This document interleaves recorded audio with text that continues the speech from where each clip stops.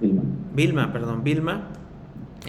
Si vemos dónde es que posicionamos primero los ojos, bueno, tendrá mucha influencia nuestra disciplina y los textos a los que nos hemos enfrentado y con los que nos hemos formado. Disculpen, no estoy viendo ahora, solo veo la presentación. ¿Alguien más levantó la mano? Parece que no. ¿No? Bueno, entonces continuaremos para ver cómo lo lee un economista y qué tanto le lleva responder a esta pregunta. Aquí partimos, les explico un poco. Es una videograbación de un aparato, se llama eye tracker o seguimiento ocular en español. Las bolitas rojas representan el tiempo que la mirada se queda fija en una palabra, mientras que la línea son unas sacadas o movimientos y es de dónde a dónde se mueve. Por Entonces voy a regresarlo para ver cuando inicia a leer dónde se posicionan sus ojos. Miren, en primera instancia el lector cambia de diapositiva y posiciona sus ojos aquí, ¿no? En esta parte. Eso es muy azaroso, es dependiendo de dónde esté justo cuando da el clic para cambiar. Y luego de inmediato identifica dónde comienza la instrucción y empieza la lectura, ¿no? Hace una lectura bastante habitual, hace sus regresiones, avanza, pasa a la pregunta, inspecciona, ahí identificó el tema, la gasolina, avanza, se regresa, confirma, hace las integraciones, ¿no? Y va construyendo poco a poco el significado del texto, pues algunas ocasiones llamado monomodal, pero sabemos que, bueno, desde mi perspectiva, y aquí ya empieza la lectura. Estos en realidad son dos textos. Esta investigación es sobre múltiples textos que son además multimodales, ¿no? Porque tenemos dos fuentes, pero las fuentes tienen gráficos. Es una lectura muy habitual leer múltiples fuentes que tienen múltiples sistemas semióticos, en este caso en economía. Entonces, estas movidas retóricas inclusive, bueno, nos dimos a la tarea de hacer estudios del discurso, de economía y de filosofía, y bueno, identificamos las movidas retóricas no solo en su sistema verbal, sino en otros sistemas, ¿no? Y bueno, en economía las movidas retóricas también son altamente importantes, la parte gráfica. Entonces vemos que inicia la lectura, de inmediato lo primero que hizo fue ir al título y después pasa al texto siguiente, también lee el título y empieza a explorar los gráficos, empieza a explorar el texto, ve el tema, hace gran tiempo en el porcentaje. Podemos hipotetizar que a lo mejor ahí está memorizando. Otra vez explora el porcentaje y ahí inicia, ¿no? Hace transiciones entre los textos. Esto quiere decir que posiblemente está integrando la información entre ambos textos, pero al mismo tiempo también integra la información de los sistemas semióticos. Si lo vemos otra vez, o sea, va de entre texto a texto, pero al mismo tiempo de sistema a sistema. Entonces es muy interesante verlo y reflexionar una vez más, que esa era la intención, reflexionar a qué le llamamos comprender textos. Comprender textos es comprender las palabras o es comprenderlo con sus imágenes, con sus gráficos, con la forma en particular que se lee cada uno de los sistemas semióticos. Bueno, esa es la invitación de esta primera parte de la presentación, y quedarnos con eso, ¿no? Entonces, pero bueno, ya más aventurado, entonces, ¿qué es comprender textos desde esta visión?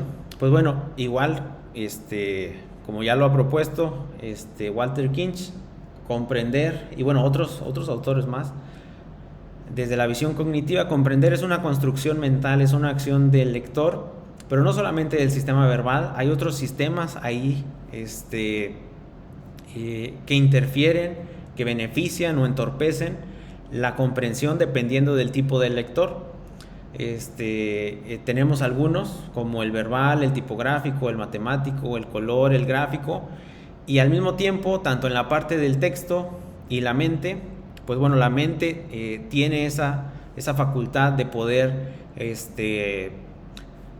darle significado a los colores. Inclusive hay quienes argumentan o dicen que la cognición es multimodal, ¿no? O sea, por sí misma la cognición es multimodal porque, bueno, le estamos dando sentido a diferentes modos, no solamente en textos estáticos, sino a la propia realidad, los sonidos, lo que vemos, lo que decidimos observar y lo que decidimos ignorar. Pero bueno, nos quedamos con que, bueno, la comprensión no debería de tener este apellido de comprensión de textos multimodales, sino que al decir comprensión de textos ya debería estar reconocido lo que es, ya debería estar integrado la comprensión multimodal, ¿no? Sin necesidad de decir comprensión de textos multimodales, sin este apellido. Pero bueno, estamos desarrollando la investigación y siempre, como más cotidianamente se dice, ¿no? Cada quien lleva agua a su molino, pues abogamos por esto. Prestarle atención a otros sistemas semióticos sin llegar a desfavorecer en su totalidad el aspecto verbal, pero sí prestar atención en otros sistemas semióticos que también son beneficiosos. Bueno, esto lo pasaré más rápido porque ya me va alcanzando el tiempo. Algunas teorías de comprensión de texto, voy a presentar 4. Las teorías de comprensión de textos, bueno, yo lo llamo así, comprensión de textos, pero bueno, vamos a ponerle la etiqueta de multimodales, pues es eso, ¿no? Es la construcción de significados a partir de palabras, colores, ubicaciones, tipografía, porque inclusive la ubicación, que estas palabras estén en la parte superior, quiere decir que ese es el título, y tendría que hacer un ajuste tipográfico para ponerlas abajo y que podamos entender que es el título, ¿no? Entonces, hay varios rasgos ahí que nos ayudan a construir el significado. Una de las primeras teorías que se desarrolla en los años 70 es la teoría de Paivio, la teoría del código dual. Esta teoría, pues bueno, se plantea que, bueno, hay 2 códigos, uno especializado en el modo verbal y otro en el resto de modos, ¿no? Esta dicotomía, bueno, alguna de las críticas más fuertes que le hacen es la dicotomía verbal no parece hacerle justicia a los otros modos, ¿no? O sea, nos damos cuenta que hay más que solo no verbal, ¿no? Englobar una forma con tipografía o colores, pues se requiere una particularidad. Entonces, una forma es más especializada todavía que debería de tener una teoría, pues queremos una teoría que somos muy exigentes siempre y queremos una teoría que nos explique todas las variables, y entonces no llega a ser suficiente y bueno, así se empiezan a desarrollar otras teorías. Una de las más aceptadas actualmente es la teoría del aprendizaje multimedia de Meyer. Uno de los grandes avances que hace y que sigue haciendo es busca trazar una formalización tal como lo hace el modelo de Kinch. Walter Kinch y el modelo de Kinch podemos determinar cuántas proposiciones tiene un texto. Sin embargo, cuando hablamos de un gráfico no sabemos cuántas proposiciones se pueden construir ahí porque, bueno, puede haber una cantidad distinta. No tenemos las proyecciones de los elementos o de los rasgos léxicos de las oraciones. Entonces, no es igual de sencillo. Sin embargo, es necesario hacer este tipo de propuestas, empezar a aventurarse a poderlas formalizar. La propuesta de Snoch, la teoría del texto y la imagen, bueno, esta es otra teoría también que bueno, recibe una crítica similar a la de Paivio. Y bueno, para él texto son las palabras y la imagen pues es lo que no son las palabras.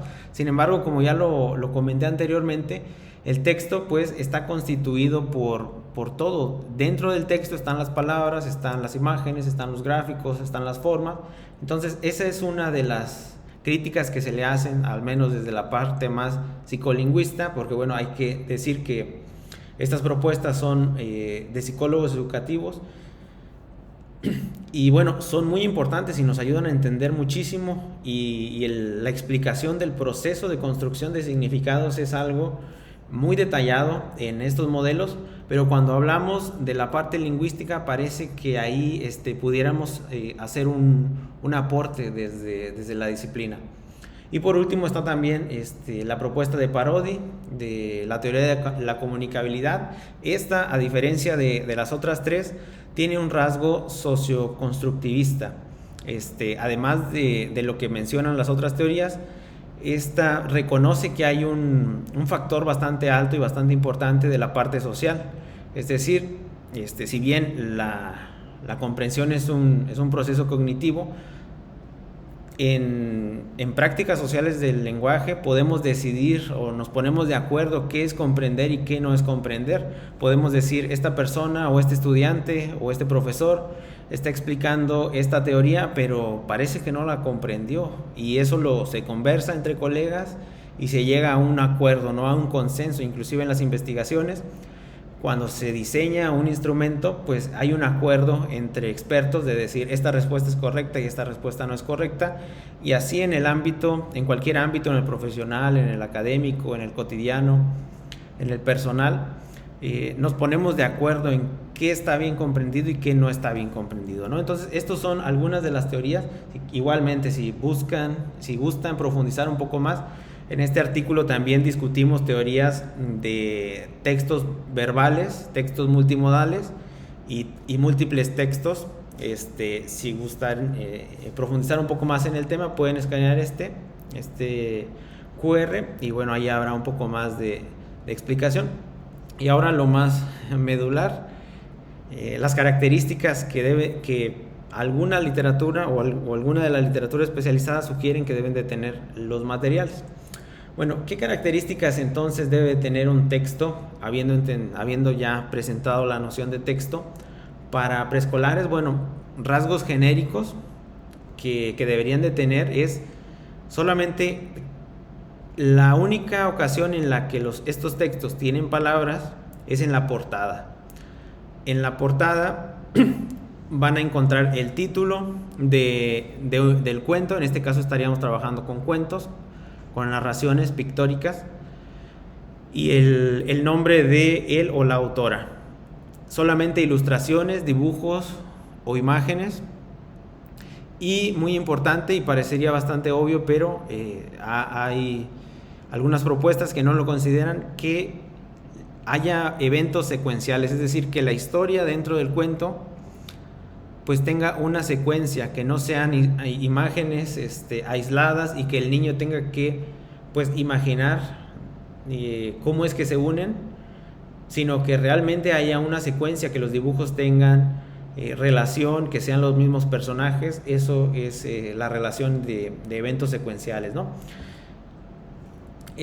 Bueno, ya más particularmente, ya no de forma genérica, sino ya siendo más minuciosos, podemos encontrar que no es que haya una sola forma de seleccionar, diseñar o presentar un texto para los preescolares, sino que bueno, podemos organizarlo de acuerdo a los niveles de comprensión que presenten los estudiantes o los niños y niñas.